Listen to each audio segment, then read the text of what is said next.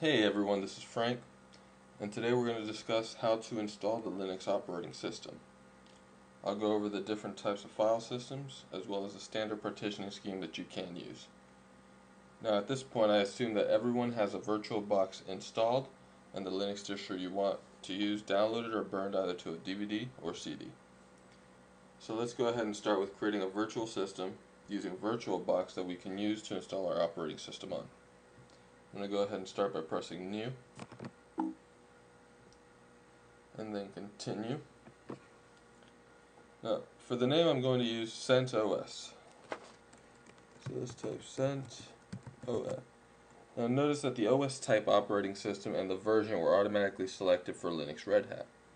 Now, CentOS is a copy of Red Hat, and is considered an enterprise level server operating system. So let's go ahead and press Continue.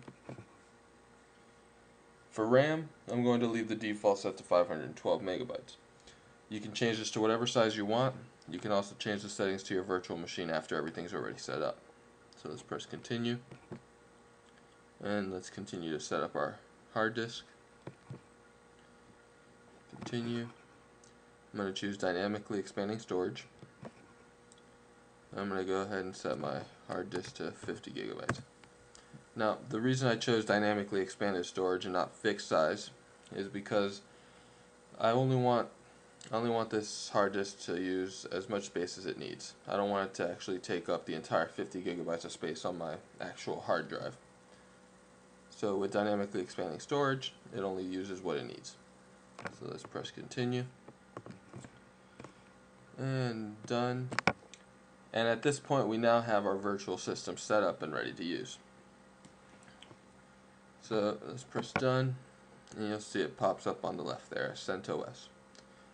Now, before we get started with installing the actual operating system to our virtual machine, let's discuss some of the different file systems that you may come across, as well as the directory structure of the Linux system.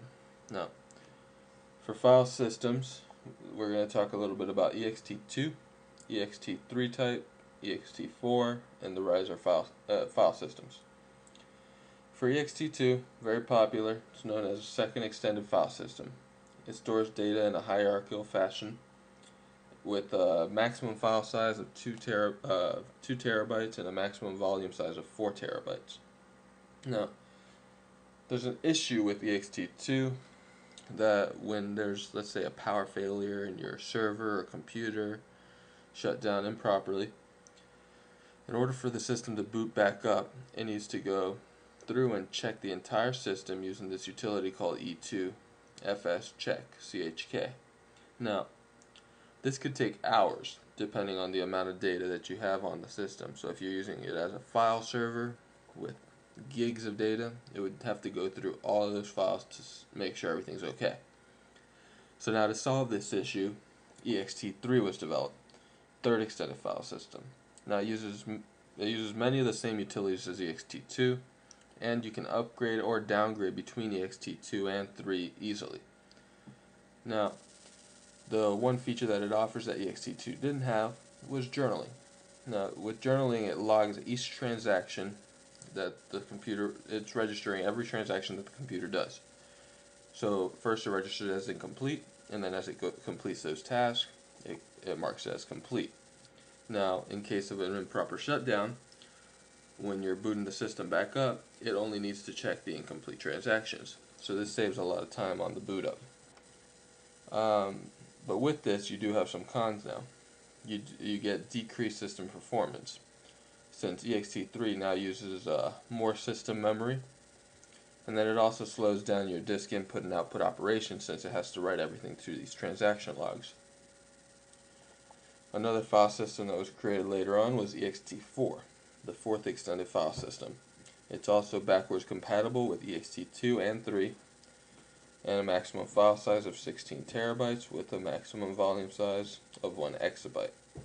Now, what's interesting about ext4 is that it has a 64,000 subdirectory limitation or file limitation.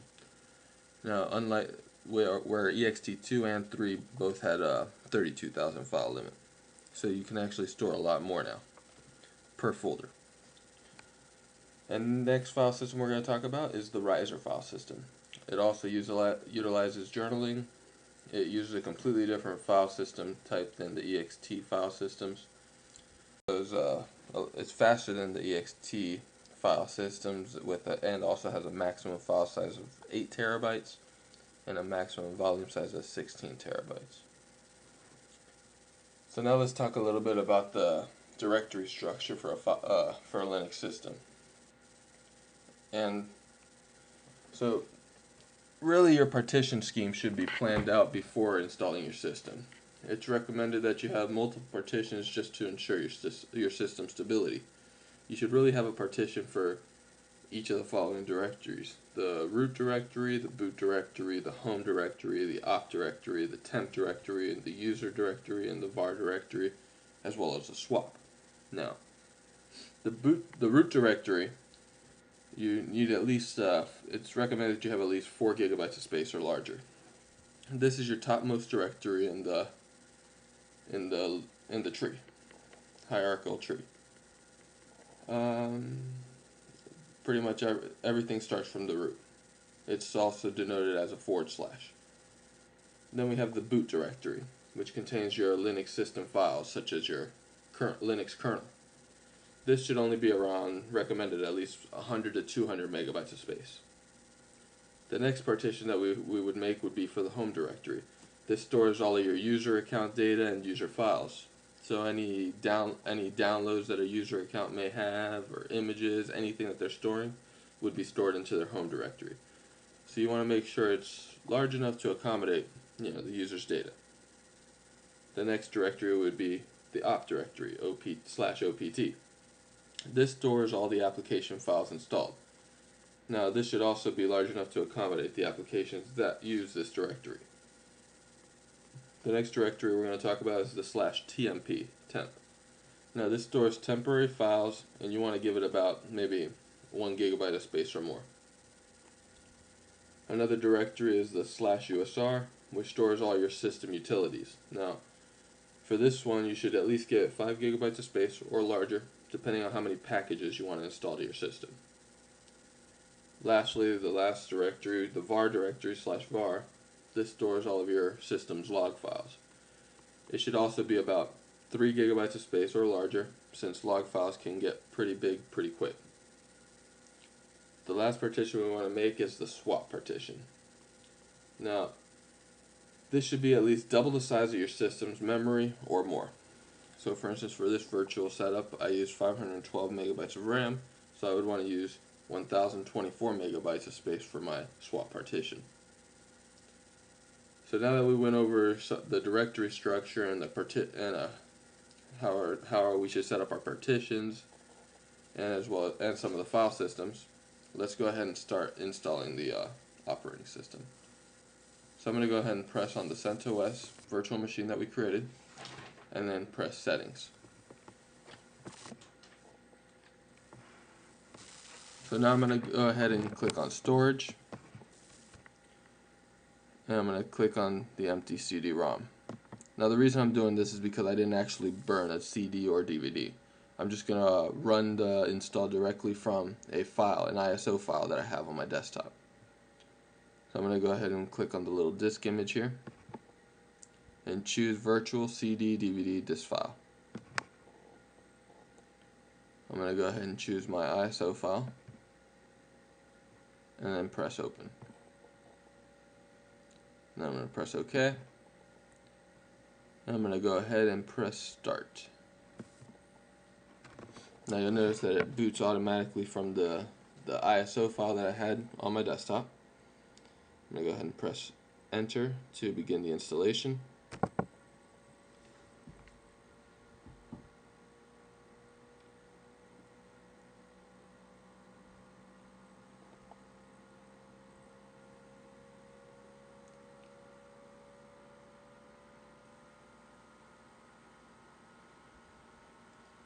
Just give it a minute.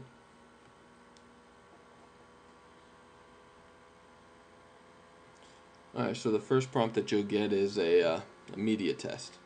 I'm going to go ahead and press tab to get to the skip button, because I'm not going to actually run the test. Now, for a live environment, before you set up the environment, you'd want to run the test just to make sure that nothing's wrong with the actual disk that you're installing.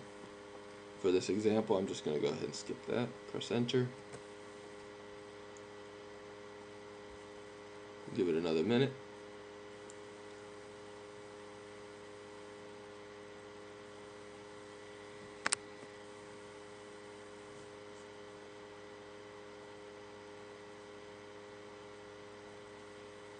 And now you should be brought to the CentOS main page. So the first thing you'll see is the CentOS with some icons and a next button. Let's go ahead and press next.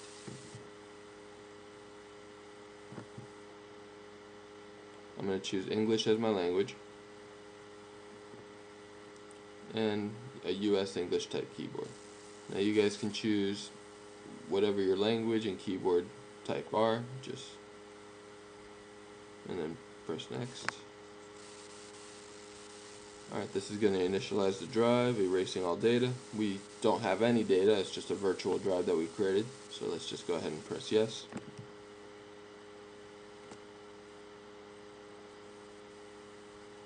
And for the partitioning scheme, I'm going to go ahead and create a custom layout. Press next.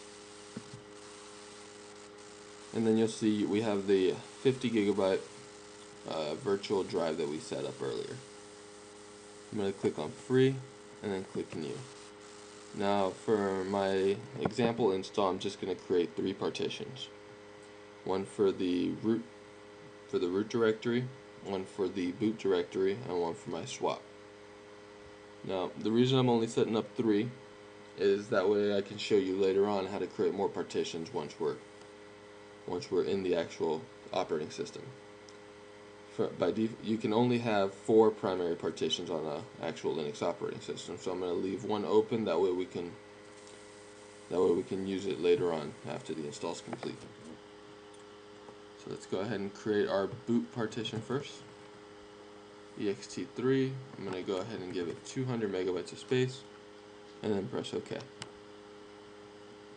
I'm going to click on free, then click new. We'll create one for our root directory, and I'll give this one 10,000 megabytes of space. Press OK. Lastly, let's create one for our swap partition. Create new. This one does not have a mount point. Instead, you just choose swap. And since I use 512 megabytes of RAM for this system, I'm going to make my swap partition 1024 megabytes. Let's press OK. And now we have our partition set up, and let's go ahead and press next. We're going to use the defaults, grub loader, press next. We're going to leave the defaults on here. This is just enabling DHCP, press next. I'm going to leave the defaults there. I'm in Eastern time. You guys can change it to whatever region you guys are in. Press next. For my root password, I'm just going to use password. In a live environment, you want to make a password that's a lot more secure, something that's hard to remember, maybe something that you even don't remember, but have saved somewhere securely. Let's go ahead and press next.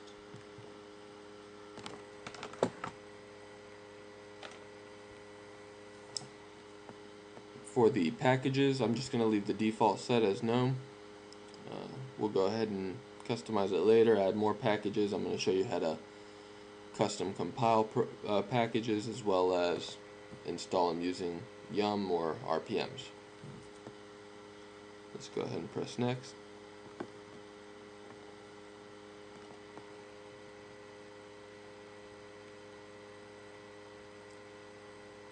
Give it a second.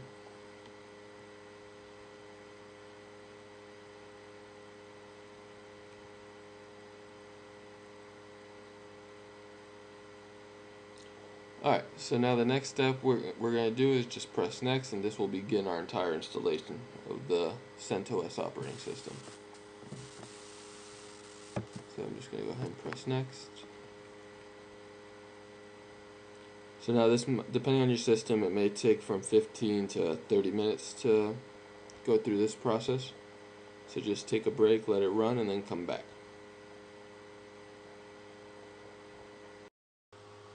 Alright, welcome back everybody.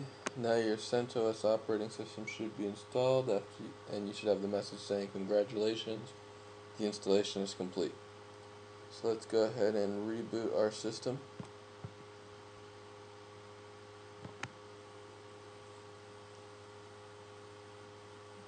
Let it run through the shutdown process.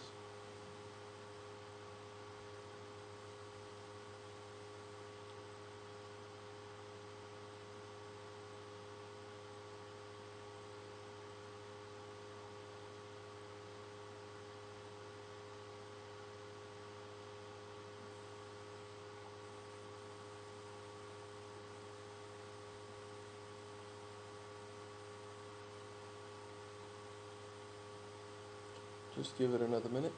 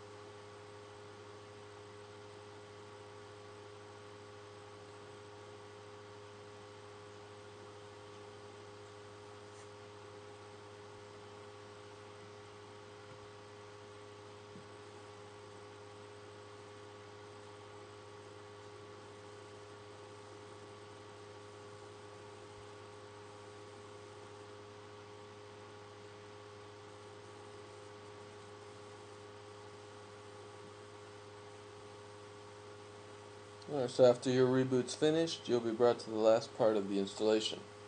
So let's go ahead and press forward. For firewall, let's disable the firewall for now. We'll go more into security and adding the firewall later on in the course. Let's go ahead and press forward. Yes. For the SC Linux, I'm going to also disable this. This is just another security measure that we'll also go over later on in the course. Press forward. Press yes. Set your set your date and time settings, and then press forward. For the username, I'm just going to leave it blank. I'll show you guys how to create users later on in the course as well. So let's just go ahead and press forward. By default, we already have our root user. Continue. This is just the settings for your sound card. Let's just press forward and finish. And then your system will go into another reboot. So let's do that and give it a minute.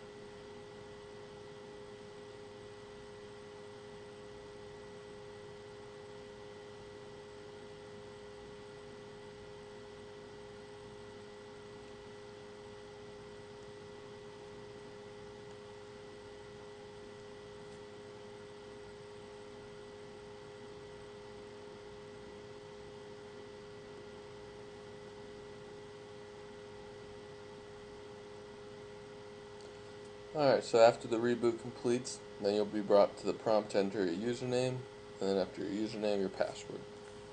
So the username I'm going to use is root, and the password as we created earlier is password. Press enter, and it should log you right into the system. So now we have our virtual system installed as well as our operating system set up. Thanks for watching.